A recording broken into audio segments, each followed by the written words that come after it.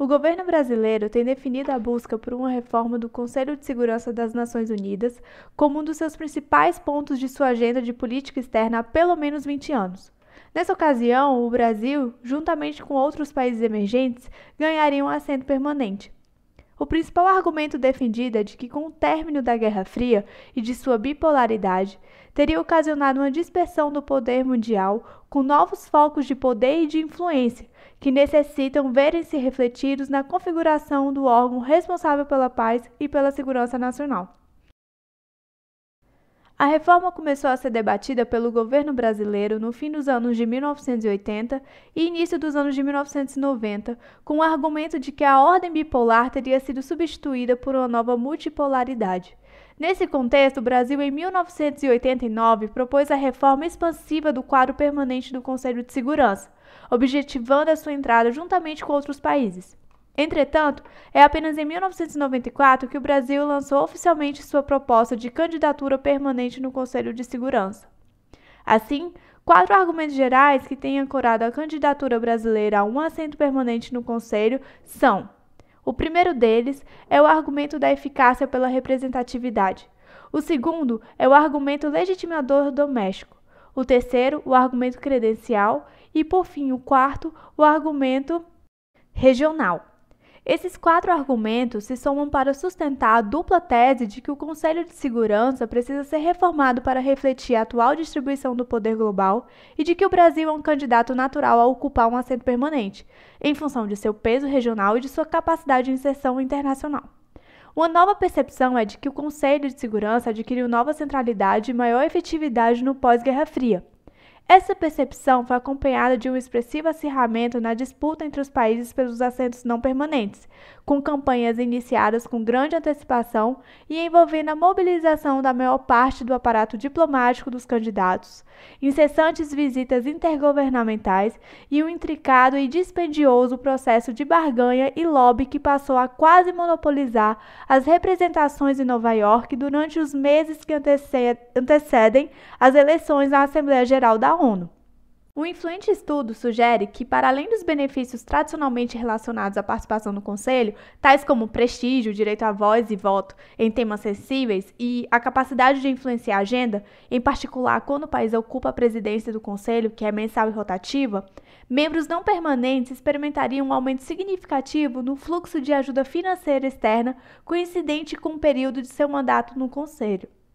A presença no Conselho está associada ao aumento de 59% em ajuda direta dos Estados Unidos e de 8% em recursos para o desenvolvimento fornecido por programas da ONU, em sua maior parte provenientes de órgãos majoritariamente controlados pelos Estados Unidos, como a Unicef e o PNUD. O aumento da ajuda externa é maior nos anos em que o Conselho está em evidência e os temas tratados são mais sensíveis e relevantes. Estudos semelhantes apontam para o mesmo padrão, desta vez relacionando o mandato rotativo do Conselho com a maior probabilidade de aprovação de projetos e acordos com o Banco Mundial e o FMI, instituições financeiras também majoritariamente controladas pelos Estados Unidos. Além dessas vantagens, é claro que há desvantagens em participar do Conselho de Segurança. Afirma-se que o aumento sazonal de investimentos externos associado ao período de participação no Conselho tende a gerar uma contração relativa da economia. Custos políticos com potencial de gerar prejuízos financeiros também devem ser considerados. O Iêmen, por exemplo, viu cortado o montante de ajuda financeira que recebia previamente dos Estados Unidos como retaliação ao seu voto negativo à resolução que autorizava o uso da força contra o Iraque. Deste ponto de vista, pode ter sido uma vantagem para o Brasil não estar presente no Conselho em 2003, quando sua oposição à guerra ao Iraque o teria colocado como um obstáculo formal ao interesse importante dos Estados Unidos, com custos políticos correspondentes. Algumas propostas de reforma foram analisadas, porém apenas a proposta de Van Herpen resultaria em um aumento da probabilidade de decisão no Conselho, ainda assim mediante uma alteração absolutamente realista: a abolição do poder de veto. Uma outra proposta que nos últimos anos chegou mais perto de ser discutida seriamente, antes de ser rejeitada pela China e pelos Estados Unidos, entre outros, é a do Grupo dos Quatro, Japão, Brasil, Alemanha e Índia, que prevê a criação de 6 novos assentos permanentes e 4 não permanentes, todos têm poder de veto, e a preservação do poder de veto dos atuais membros permanentes. As instituições internacionais em geral podem ser entendidas como um conjunto de regras, de normas e processos decisórios que busca orientar a ação dos Estados, prescrevendo alguns tipos de comportamento e proscrevendo outros. Entretanto, para Mendes, instituições internacionais são subproduto das relações de poder no sistema internacional. A principal expectativa teórica derivada desta constatação é a de que o futuro de uma instituição internacional, particularmente daquelas que tratam de temas caros às grandes potências de um dado sistema internacional, dependerá de sua capacidade de refletir a distribuição internacional de poder e de se adaptar a eventuais alterações significativas nesta distribuição. O descompasso entre uma instituição internacional com a configuração de um poder vigente tende a produzir seu desaparecimento formal ou sua completa inoperância. Instituições de segurança tendem, naturalmente, a refletir de maneira mais sensível este processo, como é o caso do Conselho de Segurança da Organização das Nações Unidas. Neste contexto, um sistema de segurança coletiva depende de pelo menos 3 pressupostos. Primeiro, os Estados estão dispostos a banir a guerra como instrumento da política e abrir mão dela para avançar seus interesses. Segundo, diante de uma agressão, os Estados devem, independentemente de onde ela ocorreu, de quem a cometeu, por que motivo e contra quem ela foi cometida, deixar de lado seus eventuais interesses particulares e agir em prol do interesse geral de punir o agressor. E terceiro, os Estados devem confiar uns nos outros. Todos os 3 pressupostos são de difícil conciliação com os incentivos colocados ao comportamento dos Estados pelo anárquico sistema internacional. Um dos efeitos mais imediatos da anarquia, do qual depende toda a dinâmica competitiva da política internacional e a própria manifestação do dilema da segurança e da política de balança de poder, é a desconfiança derivada da incerteza. Os Estados não têm como apurar ao certo as intenções dos demais, e este fato, somado à inexistência de um agente regulador e protetor ao qual recorrer, exige que eles estejam sempre preparados para o pior. Esta preparação, de sua parte, envolve comportamentos de autoajuda, que tendem a não raro se chocar com as necessidades de um sistema de segurança coletiva. Como confiar nos demais é o problema central dos atores da política internacional desde tempos imemoriais, e a tentativa dos sistemas de segurança coletiva de resolvê-lo por decreto é claramente insuficiente. Tudo isso não significa que um dado sistema de segurança coletiva não possa operar como previsto em alguns casos ou em momentos específicos. Como qualquer esforço de institucionalização ou de normatização da política internacional, um sistema de segurança coletiva depende, quando chamado a teste, de estar em consonância com as suas dinâmicas de balança de poder e com os interesses de grandes potências baseados nela.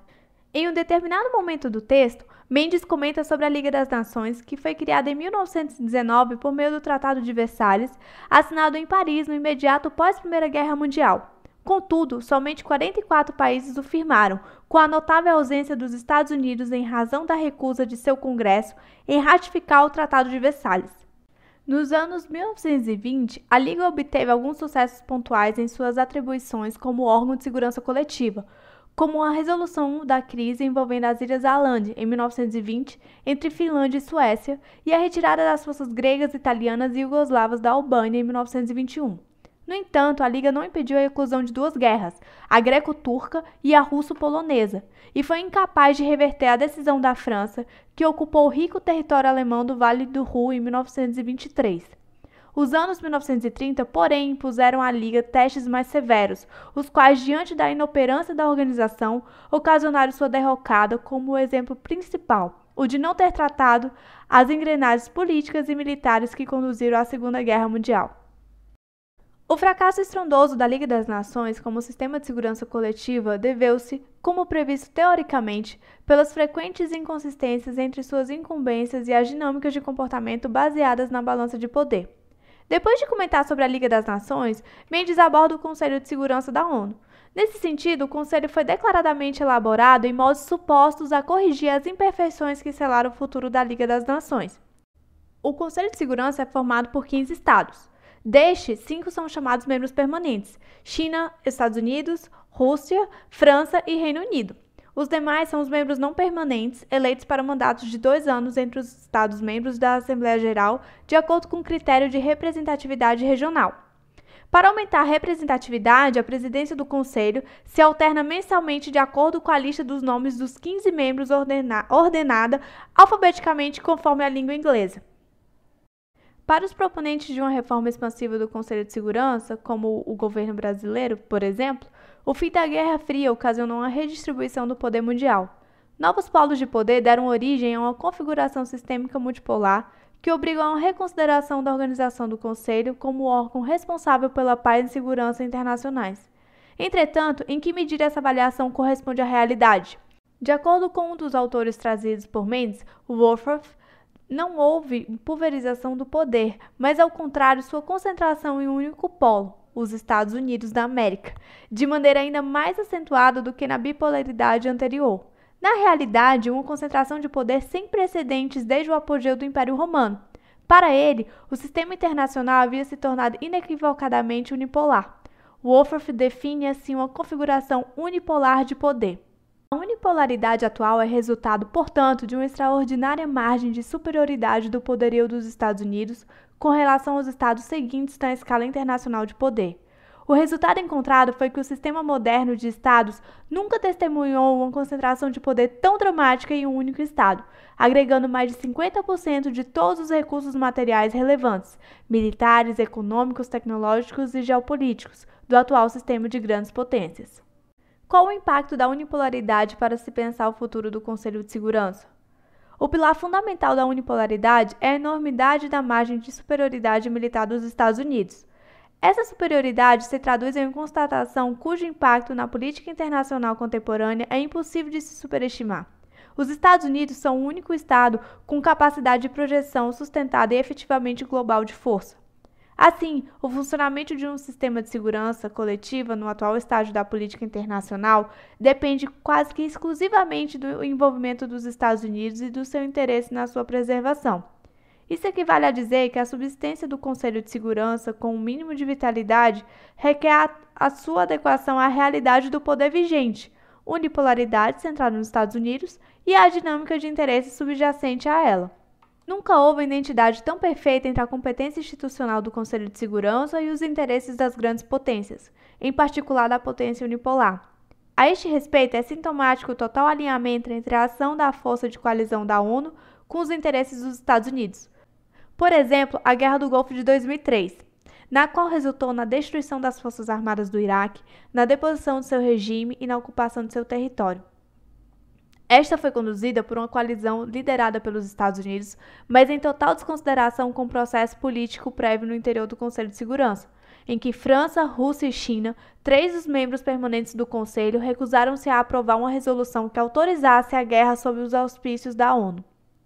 O fato de a guerra ter eventualmente ocorrido às margens do Conselho de Segurança e a revelia da vontade de 60% de seus membros permanentes é absolutamente crucial para o entendimento das dinâmicas da política internacional contemporânea e, em particular, sobre o futuro do Conselho de Segurança e do sistema de segurança coletiva.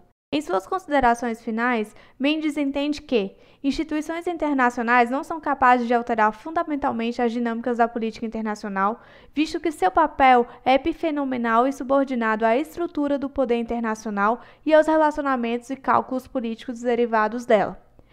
E que uma reforma expansiva do quadro permanente do Conselho de Segurança, da forma defendida pelo Brasil e por outros países emergentes, iria, diferentemente do que afirma o argumento levantado em sua defesa, em direção contrária às transformações sistemáticas provocadas pelo fim da União Soviética.